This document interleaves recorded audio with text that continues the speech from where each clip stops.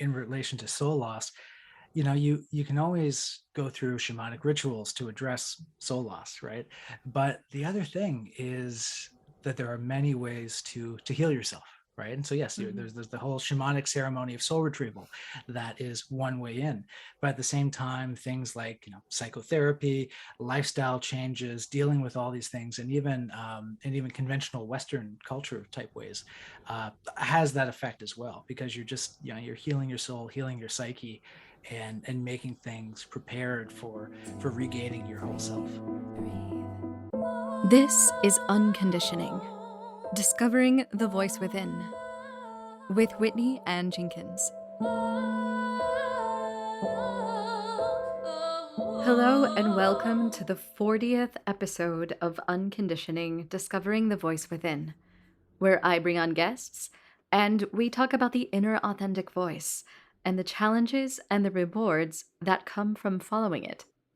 This week I have with me Laova and Eric Lingen, and I had the pleasure of being a guest on their podcast, the Spirit World Center podcast, a couple of months ago, where we talked about my personal experiences with the paranormal and the mystical.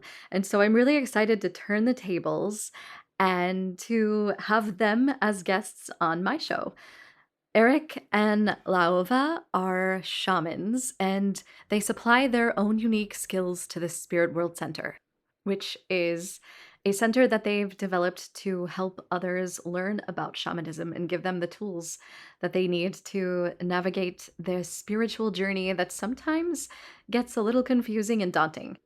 Laova is a gifted channel and intuitive who brings her firsthand experience and insight, and she has a deeply creative background. She's also a metaphysical artist. She helps people on their spiritual path with shamanic techniques and wisdom, and she teaches with a deep level of devotion to helping others connect with their spiritual depths. And Eric, her partner, has spent a lifetime in shamanism, the esoteric, and the occult. He has a broad theoretical and practical knowledge of various spiritual systems and provides his services as something of a spiritual jack of all trades. So I had a really great time talking to these two. They have so much to share about their own experiences and the wisdom and knowledge that they gained from them. And they're really on a mission to help others in this life. So here we are with Eric and Laova. And you pronounce your name Laova? Yeah, that's perfect. You're great at this. Most people, they say Laova. Well, don't say that. Now she's going to just think No, that. it's It's going to be in her added the brain. first time. She's fine. Now it's going to be in my brain. Laova. Laova. Yeah, that's perfect. I love how you look at the sky when you say it. Laova. What does it mean? What does your name mean? Well, actually, there's a story behind it. I don't know the meaning of it, but it's a spirit I work with, actually, and it's a shamanic woman, and or meeting with her and learning from that spirit really changed my life. And so I just kind of, to follow the same path, I choose that name because it really resonate with all the the value I have in life. Amazing. Okay, perfect. So one of the first questions that I like to ask my guests is, when was the first time that you realized that you had an inner voice of your own and it wasn't influenced by your family or your environment or anything else, but you knew that it was like purely you and no one had an influence over it? And you both can answer this question. Okay. Well, you have the more interesting one. That's not true. When is it the first time for you? Well, the first time for me really occurred when I was working in Toronto. I was maybe 23, 24. I was in a industry, in a career that, like, all my friends from my master's were jealous of me. They were like, okay, you've made it officially. And I was basically working in lobbying for the financial industry, specifically for insurance. And basically I was kind of working on the policy side, where we basically come up with the things that we would want to lobby for, all this kind of thing. And I just started to realize that there was the path that I had been walking for a considerable length of time, going to school for it, doing postgraduate studies for it and all this, specifically in policy studies. And I realized how, for me, how empty it was. How, maybe for others it's a good fit, but for me, it was soul crushing. And ultimately, I was ending up um, doing something that in shamanism we call it soul loss. Basically, if you're doing something that is so utterly anathema to your core spiritual being that, first off, you start experiencing something called power loss, where you literally start like leaking life force, and then you can end up actually losing pieces of your consciousness. And I was definitely experiencing that. I felt like I was selling my soul to work in this industry. And ultimately, that led me to find another path, which was, deep within me. And that had been there for a long time, right? I had been into spirituality since I was like 12 years old, really. And it had always been in the background. From 12 to 18, I had been constantly studying it. And then 18, I got distracted by life. I wanted a big career and all that. Um, but then it came back to me, right? It came back to me, this guiding light of finding this higher spiritual part of reality. And so I actually was led by synchronicities at that point to basically ultimately say, okay, you know what? I have to take a huge chance here. I can play it safe, and I can spend the rest of this year of my life in this career that I ultimately, really don't like, but I'm good at it, and I can, eventually I can see myself being my boss's boss's boss, right? But I had to look at it and say, I got to take a big chance here, and just set out and have no guarantees of success, and just walk out there and see where it goes. And ultimately, for me, it was a huge synchronicity that gave me the the courage to walk away from everything. And that was, I was looking at other careers to pursue, and I was looking at Kindle, right? Kindle writing. This was back when everyone was like, oh, you can be self-employed writing Kindle books for Amazon. And so I was like, okay, maybe I can do that, and maybe I can, like, write on spirituality and that kind of thing. And there was this one book that I was thinking, okay, maybe I can kind of fictionalize spirituality, write a novel about it. And there was this one book that was just this perfect example of what I wanted to do. Not a very common book at all. And it, unfortunately, I had given away my copy to someone a number of years before. And I was thinking, nuts, I wish I still had that book. I could be inspired to how I want to approach this. And at the time, I was living right in downtown Toronto, and there was this bookstore literally at the corner of, like, a block away from where I lived. And so every day when I get off the subway, I'd walk past this little bookstore and get to my house. Well, then literally like 2 days later, I'm walking home. I get off the subway, walking past this bookstore, and they used to have, these rows of paperback books, right, kind of all in a row, in a cardboard box. And the way they were arranged, you'd have like 12 rows, but you can only see the book at the very front, right? You used to have all these other ones, but they're, blocked by the book in front of it. So 12 books, to sample from. And I'm just walking by, I'm not even really looking. I peer over, there's the exact book that I was thinking about 2 days earlier. And, like, this is not a common book. It's not something I would have ever expected to even find in the bookstore, not to mention just kind of thrown in the path of my consciousness there. And so I was just like, okay, that's a sign. I instantly went, bought it, and I was like, you know what? When the universe is telling you something, it's telling you something. And that actually was a huge driver in just giving me the gumption, the courage to just say, whatever, I'm walking away from everything, and let wherever I go, I'm sure the universe will provide. And so that's when I really started following my inner voice and my inner compass, my inner path, because it was just like, you know what, I'm just gonna go with what feels right and follow that intuition. Yeah. So finding that book was sort of the catapult to finding that path, would you say? Absolutely, absolutely. My sense is that the universe throws you these synchronicities to give you signs as to where to walk, and also gives you signs to tell you that you're on the right path, right? Hmm. I mean, Yeah. the synchronicity happened when I was thinking about alternatives to what I was doing. And so it's kind of like the universe saying, yeah, that's a good alternative. Try it out, And I never ended up writing Kindle books, I never ended Yeah. up doing exactly that. And I don't feel like the universe was telling me, you should write Kindle books, but it was saying, yeah, continue down this train of thought. Hmm. Something will come, right? Yeah. So, Right. Yeah. So I want to go back to when you were 12 for a minute because you said that you started exploring spirituality then. So was there something at that age that prompted you to do that? absolutely. Yes. I went um, on a vacation to the UK with my family when I was 12.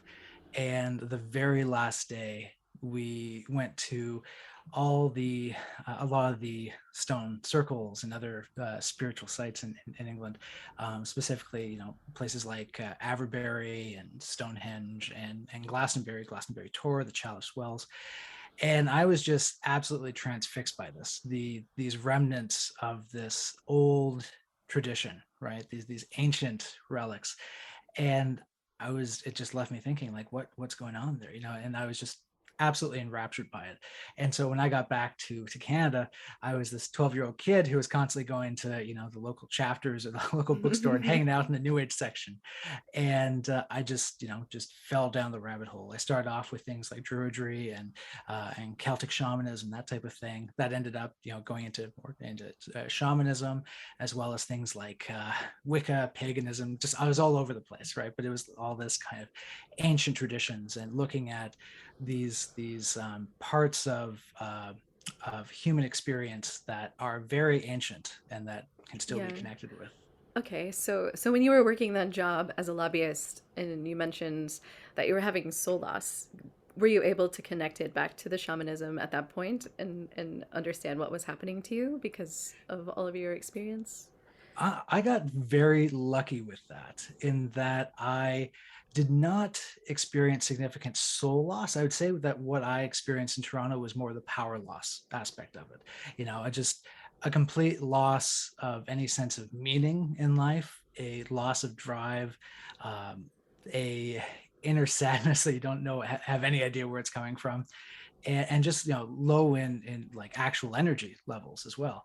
I definitely was experiencing that. So when I got out of Toronto, that came back to me, right? And the soul loss aspect, there was a little bit of soul loss. It was not enough to be noticeable, and I didn't actually notice that until I started getting into more intensive practices, actually with Laova here. And it kind of it was not serious enough. It wasn't serious enough that it was causing a problem, but it was just kind of there in the background. It was like, Mhm. oh, you're missing this. Okay, well, let's fix it. It's the feeling of having a void inside of you, like there's something different about you, Yeah. like there's something missing. It's just like you're Mhm. not the same person. And so sometimes the soul can come back if you change your life and it feels safe to come back to you again. And so it can come back organically if you just change and listen to yourself more, right? And so this is what happened to Eric. He was not aware of this soul loss, but when he distanced himself from his lifestyle of Mhm. the city and went in the wood and studied spirituality, then they realize, oh, I feel like something is back. I feel whole again. There's not anything missing anymore. I Yeah. have my energy and I feel happy again. And this is when, like, oh, like something is back home, like part of Yeah. me is home now. Yeah. Mhm. Hmm. Yeah, that's a very distinct feeling Yes. that you can only know when you get there, I think. Yes. Yeah, it's one of these things where within shamanism, in relation to soul loss, you can always go through shamanic rituals to address soul loss, right? But the other thing is that there are many ways to heal yourself, right? And so yes, there's the whole shamanic ceremony of soul retrieval. That is one way in. But at the same time, things like psychotherapy, lifestyle changes, dealing with all these things, and even conventional Western culture type ways has that effect as well, because you're just you're healing your soul, healing your psyche, and making things prepared for regaining your whole self. Yeah. Yeah. Okay, so we'll take a moment to pause there on your story, and we'll bring Laova in. So let's get to the beginning of you and your story and how you found your voice. All right. I found my voice. I think it's kind of a collage of different time in my life that makes a whole. And it's when I was young, I always loved art. I was drawing and painting all the time, and I was very, very creative. I kind of lost touch with that creative part of me when I was around 15. And I started being more. I had a kind of a depression going on with what's going on in my life. I had to change school. My sister was leaving, and so on. Anyways, and um, same with the spirits. I was raised in a haunted house. It was a 130 years old house. Oh wow. It was plenty of of life. And my sister and we were very sensitive to them. I was feeling them and hearing them, but I was not seeing them. My sister was seeing them. And then my mother would say, just pray to God. We were very Christian, and she's like, just pray to God, everything will be fine, and that's it, right? We were not questioning it, so we would just pray and everything was fine. It's true, it was calm after that, but it would come back, and I would just continue, and then we just lost touch with that again, because after teenage years you're less sensitive somehow. I don't know, for most people. And then I finished high school, went to college, and during that time I had a boyfriend. It was a very toxic relationship, very abusive, and I lost myself in it. I had a lot of soul loss in that one. I can tell. But I've learned a lot about myself too. I finished by leaving, and this is when I knew that I had to choose myself. I left that relationship after 4 years. I've been patient. And then I said, no, it is my time to do what I need to do for myself. And I went back to school, because I left school, and so I went back to university, decided to study art seriously. And even when I was studying art, I was feeling there was something missing. I was very attracted by art therapy. I wanted to help people, because after all I lived for 4 years, I want to do something meaningful with art. Everything is meaningful with art, don't wrong me, but I wanted to kind of help in a more healing way, directly, right? Not just with the art itself, the creation. And intentionally. Yes, totally. And so I was there, doing my art and thinking of doing art therapy. And as I was doing my art program, I was also starting to do more meditation, more work on myself, personal growth work. And I started to have spirit contact again.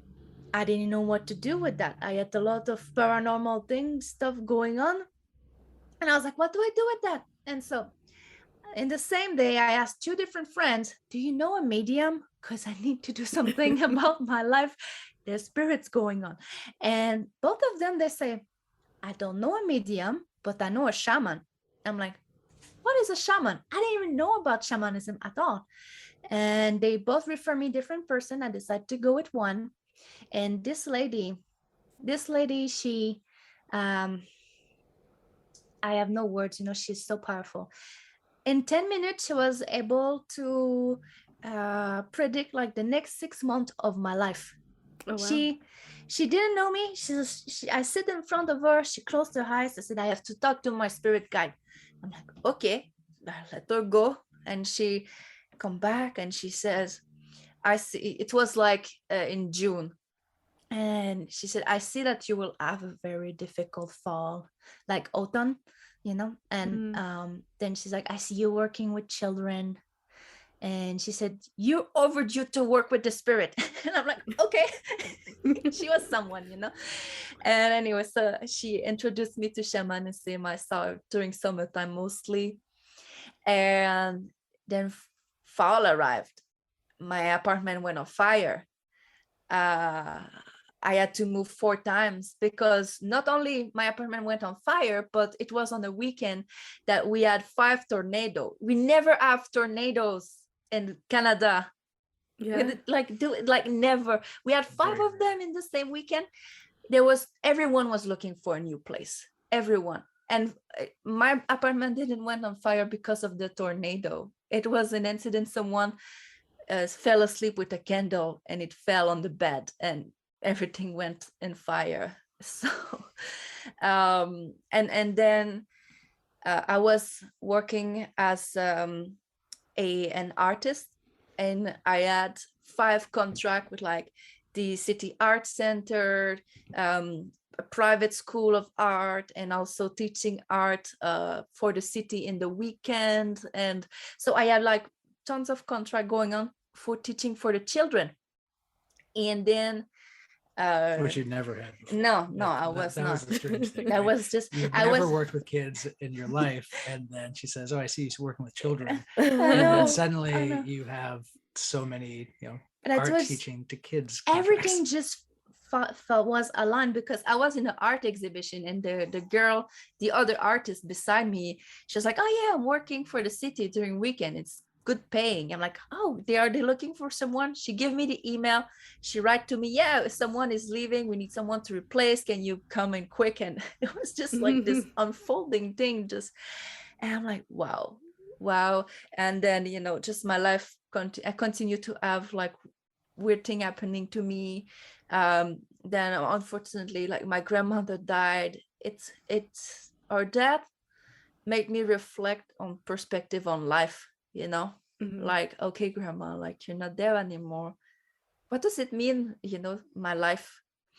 And I was in a relationship. This brought me to leave the relationship and start to really work with shamanism, like take it seriously, 'Cause I'm like, there's something there. I'm like, this woman, this shamanic lady, she knew my life in 10 minutes. I'm like, how she does that, and how helpful it is, to just be able to help people like that. And so this is when I decide I want to mix shamanism with art, Yeah. Yeah. Wow. One thing you might be noticing here too is that, for both of us, our inner voice, our path, we very much feel that we found it, and we are walking it every day in terms of practicing and spreading techniques of shamanism and helping people get in contact with the spirit world, helping them work on that facet of reality, and giving them those skills for them to get guidance and to work with spirits. That our daily work life and our true will in this life really are Weave the together. same. Yeah. It's Yeah. For me at least, there's no separation between my creative pursuits, my hobbies, my life mission, and my work, right? That's just all the same. And so it's a very wonderful thing to find. Yeah. And ultimately this is something that shamanism does offer, because you can meet with your guides and find out what your purpose is, what your path truly is. Yeah, it's ultimately to discover yourself, who you truly are at your core, taking away all the layers, making the difference between what comes from you and what comes from others, and really be in touch with your intuition. It's a heart-based communication. And what I found wonderful is that when you talk with spirits and you're not trusting yourself, they will find ways to trust you, and you will feel their trust, and eventually you'll trust yourself because they trust you. And it's just like so beautiful teaching. Yes. Yes. So how did you two find each other? Online dating. Yes. It sometimes works. Plenty of fish. Yeah. Well, it's a funny story. Is I wanted to find more spiritual friend, because as I, go on the path, I realized that my I have to, discover new people that are aligned with spirituality. And so I went on Plenty of Fish because they had a friend section. I was not naive. I'm not, I've been in like 2 relationships before Eric, and so I never go on dating online things. And so I just saw a friend section, so I'm like, okay, so I write in my profile carefully, I'm looking for friend, something platonic, I am someone in spirituality, and I wrote in my tagline, no small talk. Now for me it means like I want elaborate, mature discourse. Now let me tell you, like, the men, they don't understand it that way. No small talk is like right to the point. What you gonna do tonight? What you're wearing? No small talk. Get right to the phallic photos. Okay. So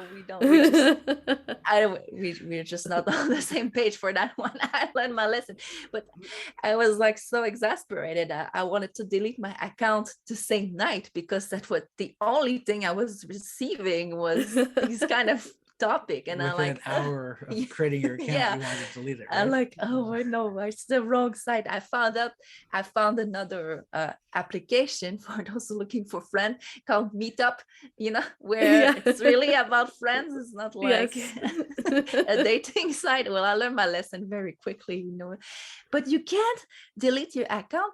They say you have to wait 24 hours before you can delete your Plenty of Fish account. Oh no. And I'm like, are you kidding me? I have to wait until tomorrow. So, and within an hour of trying to delete my account, Eric wrote to me very kindly, and I'm like, finally someone that is, kind of interesting and not being, well, not doing the small talk the way I thought that they were doing it. So yeah, and it was very refreshing. We had an instant connection, I would say. It took like maybe 3 weeks. We decided to meet. We at the time we were living far from each other. He was in Ontario. I'm here now in Ontario too, but I used to live in Quebec.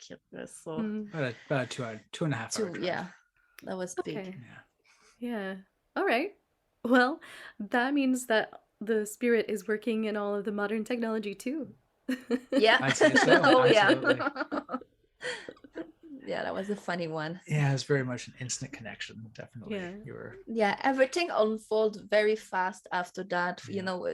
We were together for a month. We were already talking about business ideas together, and Eric was already helping me with my art career at the time. And then, I mean, in 3 months, we were already starting to explore like the idea of having the center together and to, teach what we know, because we're really complementary.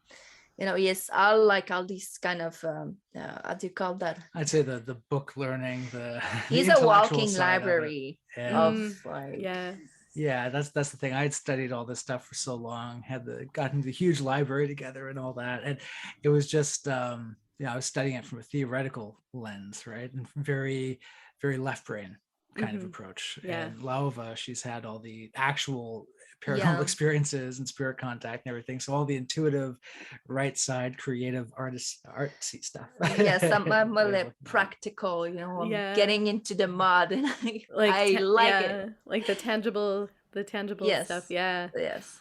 Okay, so what exactly do you do at your center, and what do you share with people? It's really about how to connect with the spirit world in a beneficial way, right? And we teach that through a number of different modalities, right? The most prominent one, of course, being shamanism. And but we very much um, have the philosophy that, you know, everyone is different, right? Yeah. Everyone needs their own way in, and so shamanism is useful for some people, but kind of more of an intuitive approach or kind of a ceremonial approach is necessary for others, right? Yeah. So this is why we have like in shamanism, what we teach is the technique called shamanic journeying, that maybe other person are more used to hear soul flight or astral projection as well. And so this is shamanic journeying is when you go into a trance, an altered state of I always Altered state of butcher that word. perception. Yeah. Can you say it again? Sorry. Altered state of consciousness. Thank Yeah. you. That. And so you enter this altered consciousness, and it doesn't mean you're not like hypnotized, you know, you're not like woo, and you have no control. No, it's just a shift in your consciousness when you feel you're in the zone, and you feel you, in shamanism they call it hollowing the bone, when you are kind of empty, you know, it's really like you can feel the deep connection with the source or the nature and, you know, the spirit world. So when you are not in your head anymore but in your heart, and when you feel and you're not thinking, you know, and you're so just you're sensing with your heart, and it pretty much feel like a vivid dream where you are you know, when you are in control of what you can do, but you're aware you're dreaming, but at the same time you are participating in an active way, you're not just passively living the dream. And so you get into that zone where this is possible, and you connect with spirit guides where they are giving you knowledge, healing, divination, guidance, empowerment for you or for others. And then you pretty much, it's shamanism is bringing back the wisdom and the love, the healing from the spirit world to our reality, and so you can help yourself and help others in that way. And shamanic journeying is one of them, but we can talk about trance work in general. There's many ways to get into that zone and connect with spirits and get healing and wisdom and use it. So there's, you know, you can do body postures, ecstatic dance, drumming, you know, like Lots of ceremonial fasting approaches. Yeah. so on. There's many ways to get there and to connect, but the main one that we are using at the center is shamanic drumming and ecstatic dance and shamanic journey. And it really is about connection, right? It's about Yeah. communication, opening up these lines of communication with a side of reality that we are very normally cut off from, right? So yeah, you know, these presences are around us, you know, this idea of having guides, a spiritual guardian, a guardian spirit, and you know, spirit guides, and all these other kind of ancestral connections that are around you. You know, they're there. It's just that we often don't open up to them, right? We don't have awareness of them. And so shamanism is very much about opening up those lines of communication. yeah, so you can, you know, find back your power, find back your soul loss, and also, you know, connect with your ancestor and see like any, you know, kind of ancestral healing too, seeing like where, because you know, it doesn't necessarily start with you when there's something in your life that doesn't work, and so you have to go, okay, it's in my ancestors, and how this the pattern evolve into my life, and how can I change it, shift it, and help myself, help my descendant, help my ancestors. So there's a lot of things that we're teaching. I mean, the main core program, if you do the entire program, it's 18 months of learning. You don't have to do everything. I mean, there's people, they like just the first phase that I call, that is 6 months, and it's just learning about the spirit world, learning how to work with your guides, and then we go into like deeper healing, like power loss and soul retrieval and ancestral healing. Yeah. and learning how to deal with also the negative side of the spirit Yeah, world, right? Because protection. the thing is that, you know, it's not all love and light, right? We exist in the presence of all these spiritual presences, but it's kind of like being out in the forest, right? You have this spiritual ecosystem around. And, you know, so in a physical ecosystem, you have the trees, you have the squirrels, you have the mushrooms and all this. But then you also have parasites and predators. And so shamanism also can prepare you for dealing with those things. You know, these things aren't necessarily evil, but when you go out into the woods, you know to bring some bug spray so they don't get covered in mosquitoes, right? Or you know, if Yes. you pick up a leech, you know how to get it off of you.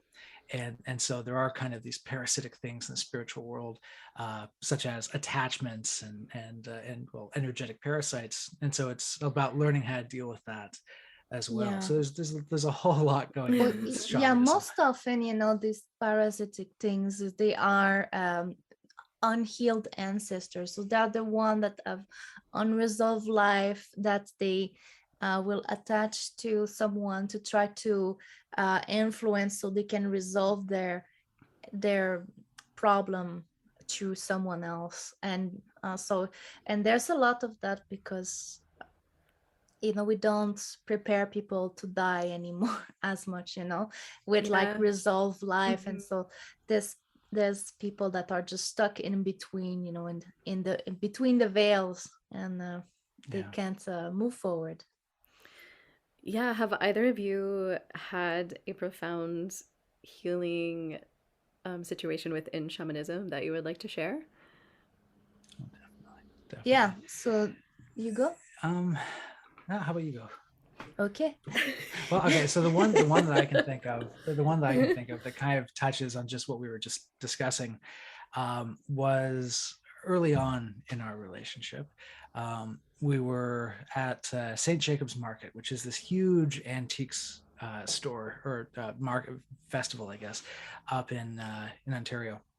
And at that, something that we always teach our students is if you go to an antique store or a used bookstore or a used clothing store, anything like that, there can be a lot of residual energy, residual consciousness on the items that you get.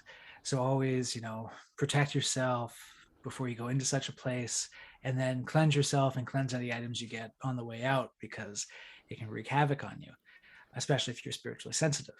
Well, this was still early in our relationship, and you know we were still um, getting used to each other and getting used to really walking the shamanic path in such a really deep way. And so when you're just kind of you have these concepts in your life, but you're not constantly on them, things can slip through, right? Yeah. Mhm. And so I was, you know, walking around this antique store, and I picked up some kind of attachment and something really, really nasty.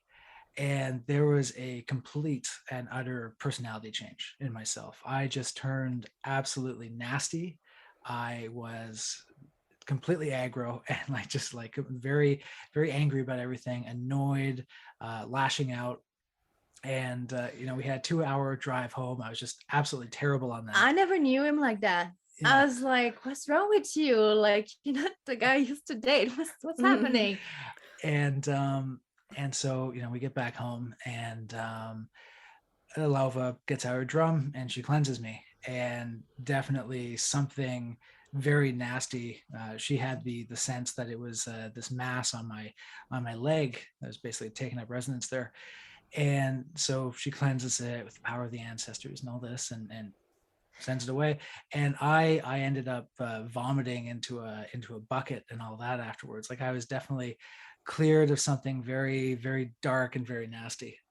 So it can, you know, these spiritual things can definitely have very direct effects on your consciousness and on your body, and it feels really good to get rid of those things as well.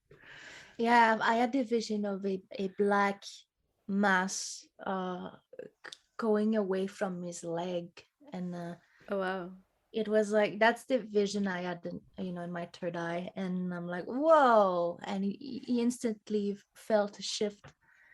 um and yeah, it was different.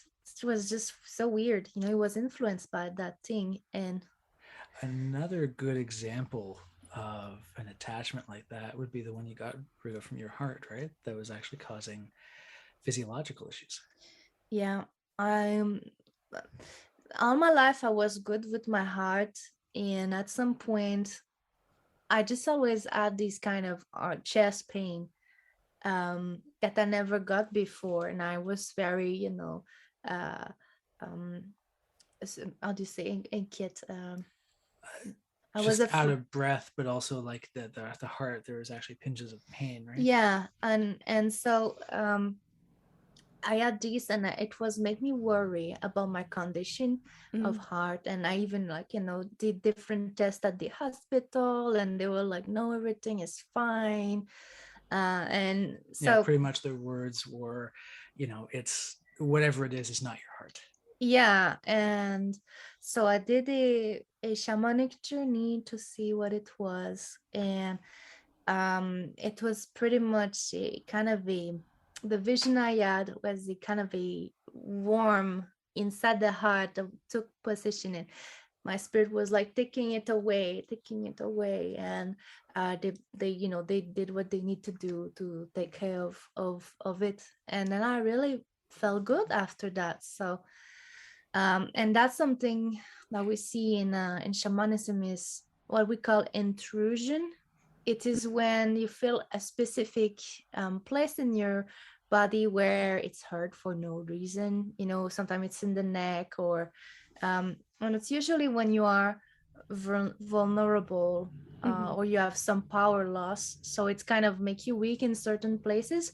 I know that for me the heart is more vulnerable because of my past relationship, because I have a anxious tendency, Mm-hmm. tendency to be more anxious about the world around me. So I usually feel here the tension. And so uh, I was not surprised that I had an attachment and an intrusion in my heart. And it's just, then when you're aware of that, then you can, just take the next step to just make sure it's cleansed and that it's safe and full of love.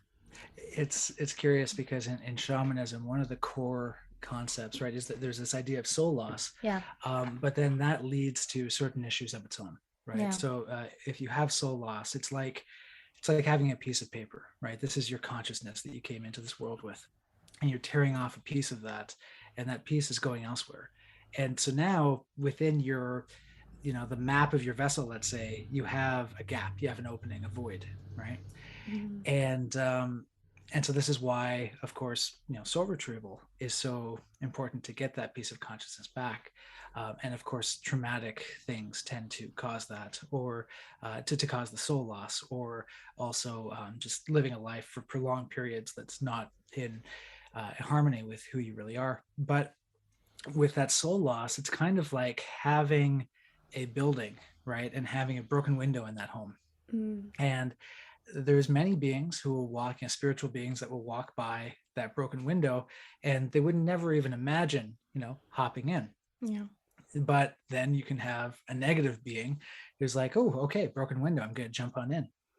And so you can very much get these attachments where either a negative energy or negative entity has basically taken up residence. And uh, and so of course, you can go in for cleansing all you want, and when you cleanse that kind of situation, you basically are evicting that negative energy or entity, kicking it out. The problem is, though, that window is still broken, right? Right. And so even after a cleansing, you go to a shamanic practitioner once a week for a cleansing, well, then you can something can jump right in right after. Usually there's energetic things you can do, even with, say, let's say Reiki, where you can cleanse and then create kind of an energetic wall, right? But ultimately that is kind of like putting up a band-aid. yeah, kind of like that, when you have a broken window, you put up the plastic over it, and that's kind of a stopgap Mm-hmm. measure. um, that of course is also temporary. And so, soul loss really, with that broken window, you really want to do either kind of soul recovery, or the other option, of course, is healing through other means, right? Through psychotherapy, through so many other types of long-term behavioral and psychological Yeah, help. because ultimately, the soul loss, power loss it's a ceremony to bring back what belongs to you, what you lost. And then there is a long part of it that, yes, there's you do that, but then there's what we call integration. Yeah. And this part is usually can be done in many ways. So it's just to make sure pretty much that what came back to you, you integrate it, you make it yours, you make sure that it stays and that it doesn't go away again, so you don't lose your power again, so you don't lose a part of your soul again. Yeah. Yeah. Yeah, and that's the irony, right? Is that you can, you know, and this is actually why we prefer to teach people how to do their own soul recovery as opposed to offer it as a service, because it's like teach someone to fish as a, you give a person a fish, you feed them for a day, you teach them to fish, they're fed for life. Because often what happens is that someone goes to a shamanic practitioner for a soul recovery, and that piece of spirit, that piece of consciousness comes back as a result of the ceremony. But then if you haven't changed the lifestyle factors that left that piece of consciousness, that led it to leave, it's going to be there for a week, and it's going to be like, okay, your lifestyle is still toxic, I'm gone, bye. So Yeah. there is that, Yeah. you call back that piece of yourself, but then it also requires those long-term lifestyle changes. Yeah. And so it's really part of a new lifestyle as opposed to just a Yeah. healing. Okay. So it sounds like there's some ritual and technique involved in shamanism. And so, did someone show you these techniques and this ritual? Like, did you have mentors to show you the way to do this, or was it something intuitively found? What we do very much comes from the core shamanism that was pioneered by a guy named Michael Harner back in the 70s. And this is, he was an anthropologist who went around and basically, it's in the name, it's this kind of core shamanic idea. Transcultural shamanism that he called to. And ultimately, what we do and what we encourage others to do is um, basically, shamanism is something that keeps cropping up throughout the world, right? You look throughout human history, and you look throughout all these different cultural contexts, and shamanism is something that keeps cropping up, right? It's there at the roots, at the dawn of any civilization, right?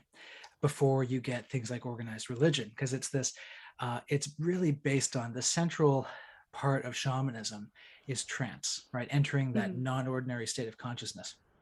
And the thing is, when you enter that trance, you are able to connect with this extended consciousness realm, right? You're able to connect with parts of reality that are ordinarily hidden from you, right? This is very much what Aldous Huxley was talking about in The Doors of Perception, when he was saying that even hallucinogens, what they do is that the brain is actually usually acting as a filtering mechanism.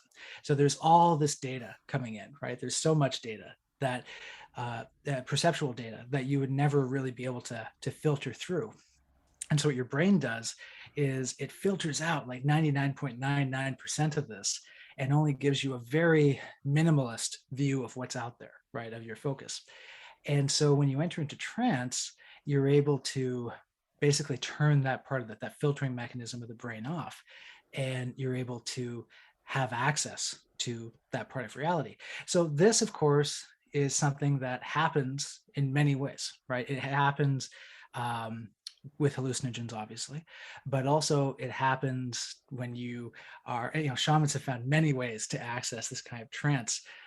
For instance, starvation, dancing to the point of exhaustion. But then the healthiest way, obviously, is the use of drums, right? When you listen to a drum beat at about 210 beats per minute, it entrains the brain and enters you into this trance state. And so this is why this shamanism keeps cropping up, because people throughout the world have access to this trance state. and they see the spirits when they're in it, right? They have this contact.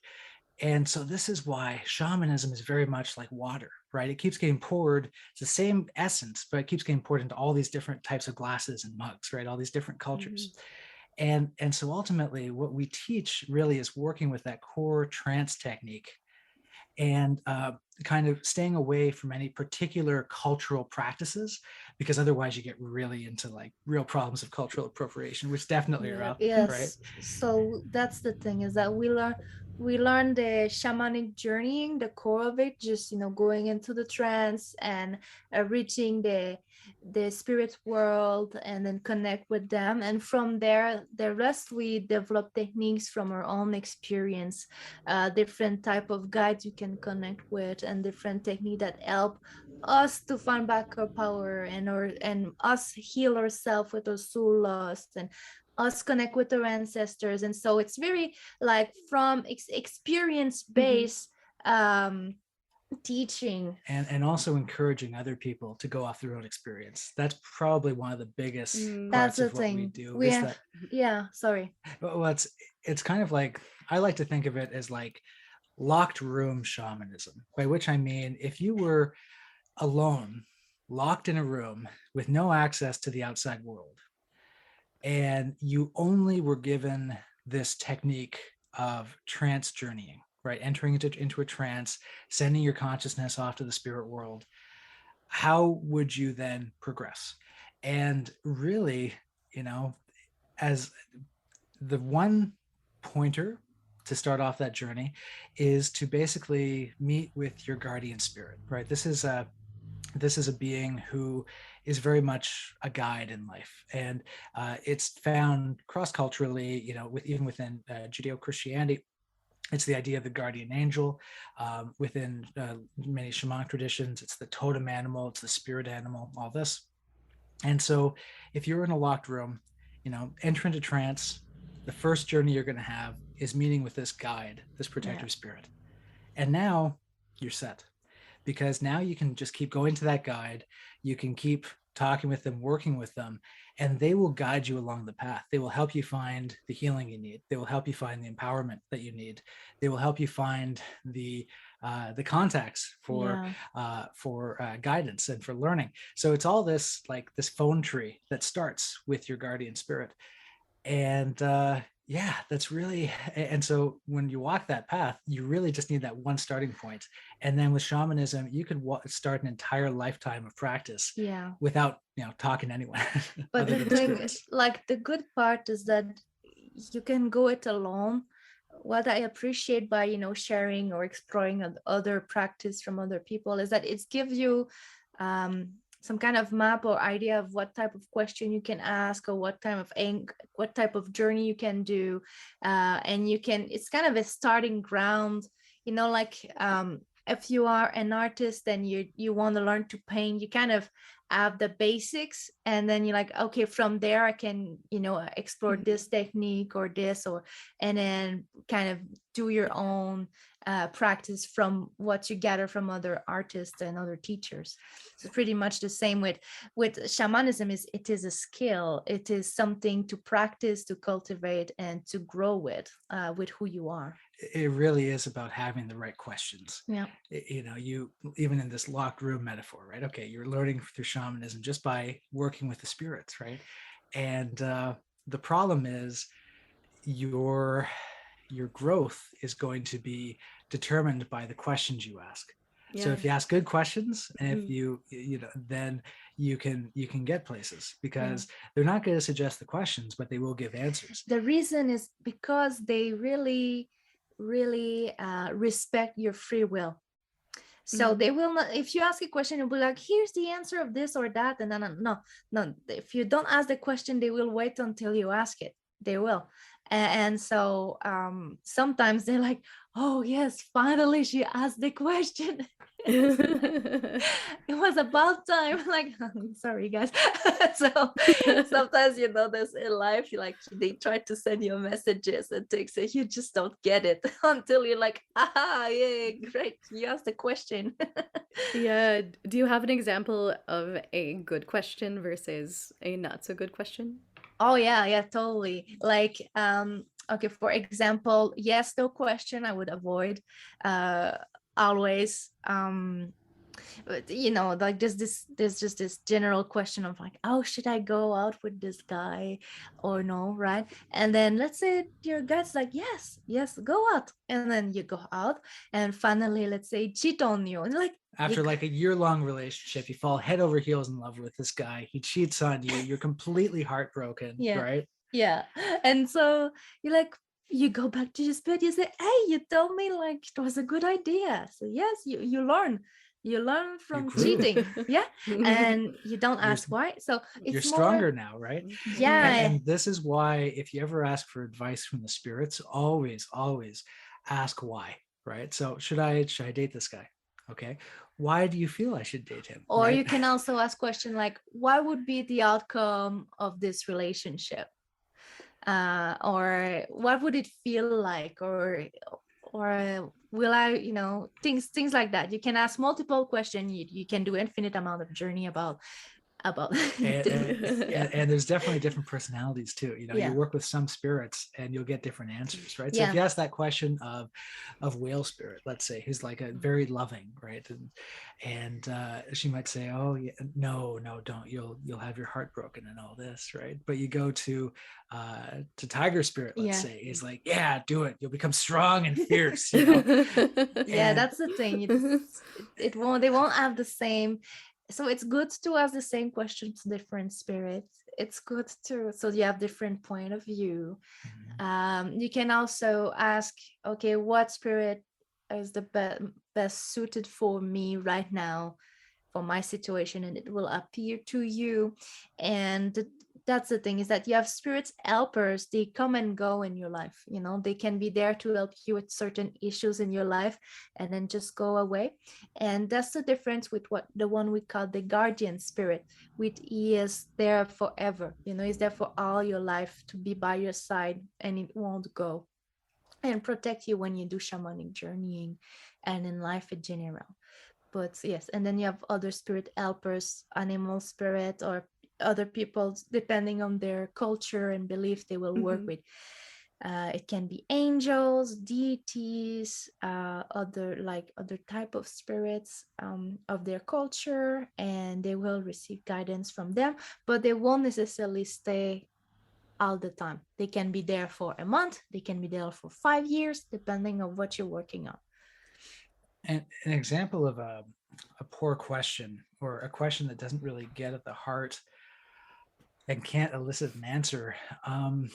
We actually do a lot of channeling work as well. Laova is a very, very open channel. And so something that, of course, interests most people is, where did the universe come from? Why is there something rather than nothing? How did everything begin?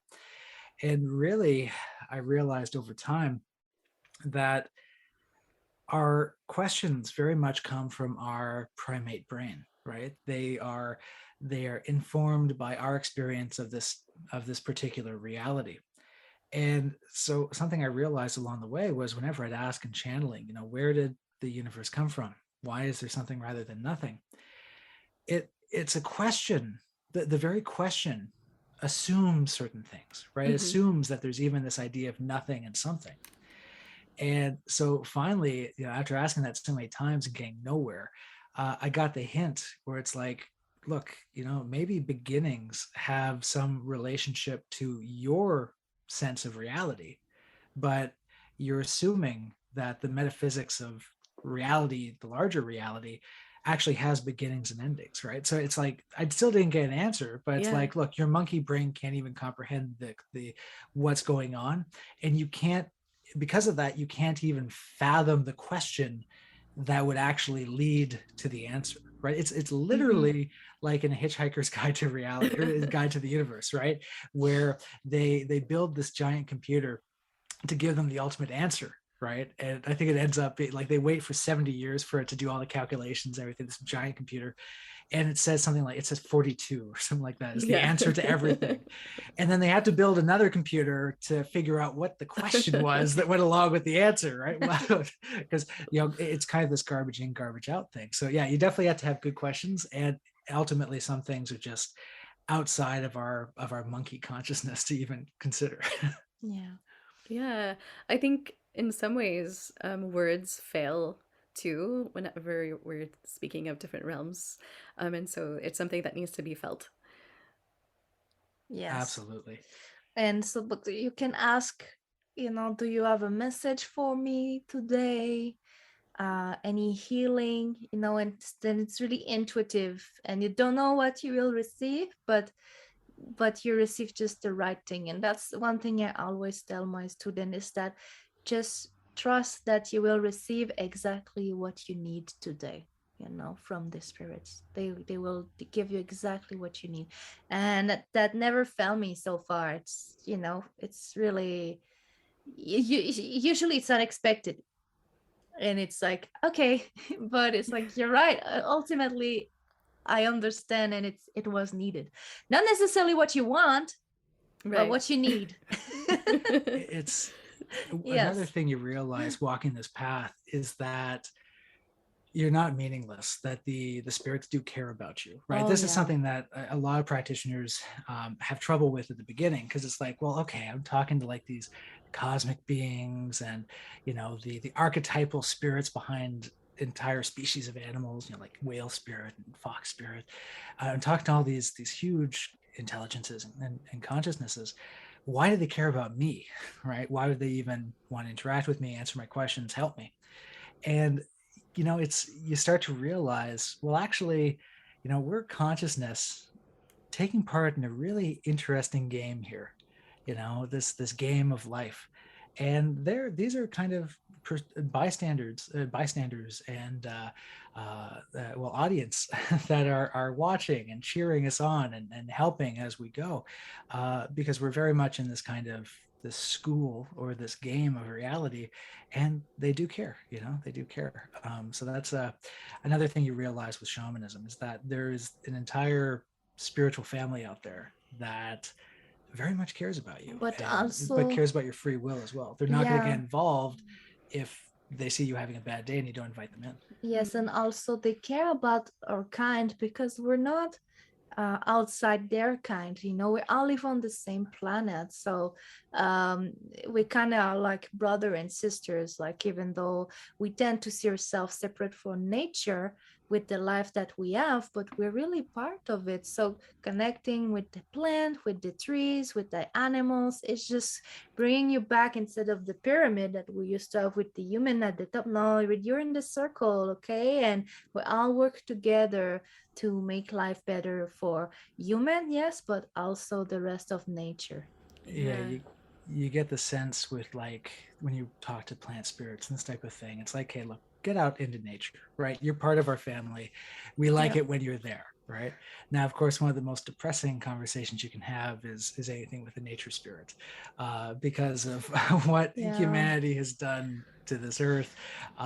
It can be a very upsetting conversation, because they will beg for your help to help make things right, and you can just feel Mm.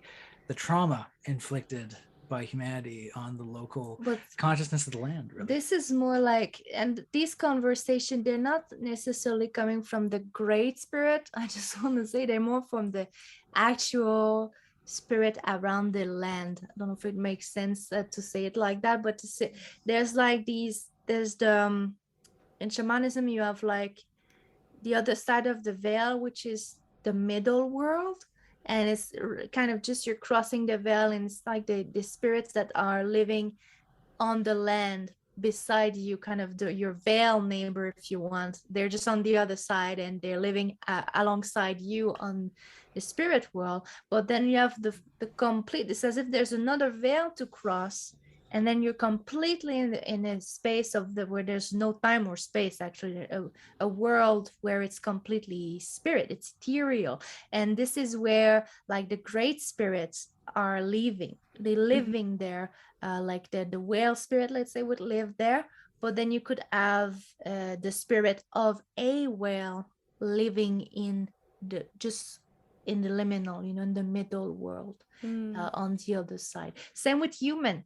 We have these what we call unhealed ancestors, the ghost. They live just on the other side of the veil alongside us, but then you have another veil to cross, and then you can find the benevolent ancestors, the one that live in the ancestral realm, the one that have, work on their issues, that they are healed, and they can truly help you in a compassionate, loving ways without an agenda, without trying to, resolve things that don't belong to you. They are there for you, not for themselves, like the ghosts that live just on the other side of the veil. Yeah. There's really an entire taxonomy out there. It's Yeah. quite, Yes. It sounds like it. Have either of you been able to channel or have received any messages on what is happening with the collective in general? It's a good question. One of the things that you get when you channel Mother Earth is this sense that, when we're talking about this taxonomy, right? And so you're talking about, let's say, individual nature spirits that live in nature, right? They have a very particular point of view that is very upset about what humanity is doing to the earth. And obviously it's having effects on what they are doing in particular areas. But then when you talk to Mother Earth, you get this 30,000 foot view where you're seeing this whole picture, and you're seeing that this this consciousness of the earth sees us as all her children, right? That even every human is in essence a hair growing on the body of earth. We are in essence individual cells within the earth, right? In the same way that you have individual liver cells, heart cells, skin cells, and all this, that technically are alive, right? They have their own life. Right. But ultimately, collectively, they make up you. In the same way, this earth spirit, it very much contains all of us. And so when you talk to that particular spirit, you get the sense that we're all her children, we're all part of her. At the same time, absolutely, she would like us to get along with our siblings better, right? With fox spirits and with whale spirits, and she would like us. You get the sense that if we completely messed it up and we ended up destroying everything, we're the only things left, she'd still love us. She might be very disappointed in her one child for destroying everything else, but she would be, she still loves us. And so the message that you get there very much is, it would be very nice if humanity would become a good older sibling to other species, right? That we have crossed this threshold where we have the technology, we have these abilities to do unbelievable things, right? I mean, with things like CRISPR gene editing, we can purposefully edit genes, right? We can create designer organisms and such. We have crossed this threshold where we can now do absolutely incredible things. And so the idea is, look, take this technology, take this science, take everything you've done, stop being egotistical with it. Yeah. And instead focus on helping other beings. Become this good older brother that helps your younger siblings that don't have access to these abilities. And ultimately, I deeply feel that we have that change is coming. I think that the younger generation is really opening up to these ideas of stewardship and really looking after the earth. You can see it in the rise of organics. You can see it in the rise of thinking about sustainability. I think in 100 years, this is going to be a world where, well, in fact, our channeling efforts have told us that future generations, the generations that come from you, your progeny, are going to find original ways to deal with these issues that you right now cannot even imagine, right? Imagine talking to someone 100 years ago about cell phones. They can't even understand cognitively what's going on there. So, what we get from certain spirits is that 100 years from now, they will have found ways to help with these things, with these issues that is completely outside of our realm of understanding right now. So that gives me a great deal of hope. Another way, in fact, this same channeling session gave us this analogy, which is that, we're like a kid with a new toy, science and technology, right? It's a new toy that we've really only had for a few hundred years.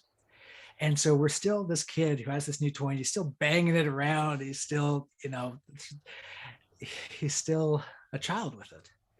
But the thing is that eventually we'll mature and we'll be able to use what we are using as this toy for entertainment purposes. We'll be able to use it for a lot better things.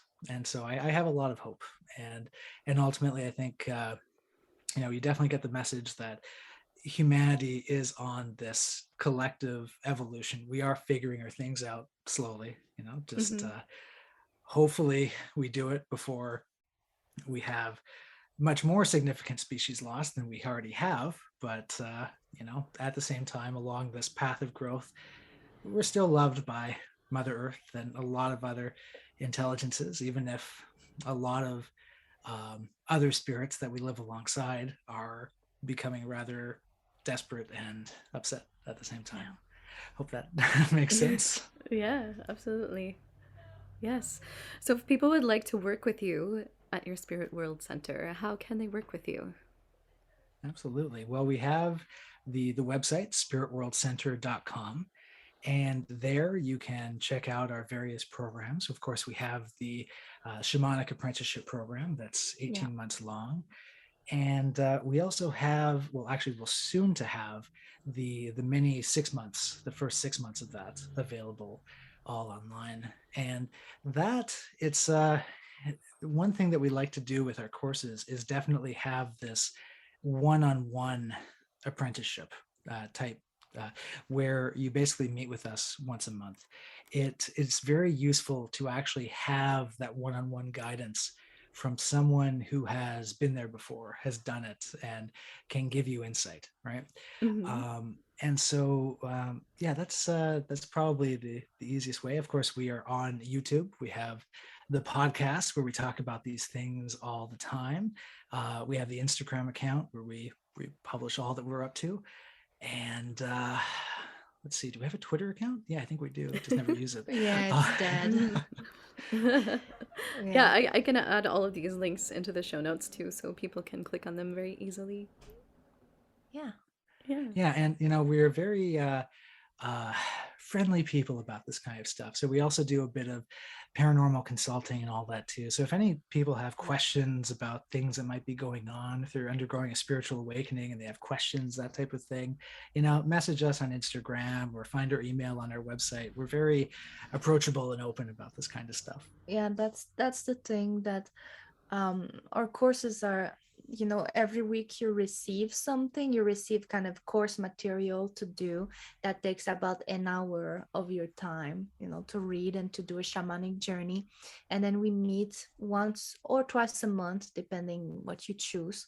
And this is really to help you to like if there's any blockages on your spiritual path, like are you able to get in good trance, or is there anything that is in the way of your spiritual path? So we kind of look at your fear, or if there's any kind of perfectionism, or I just have the word in French right now, that's when you want something, when you have expectation.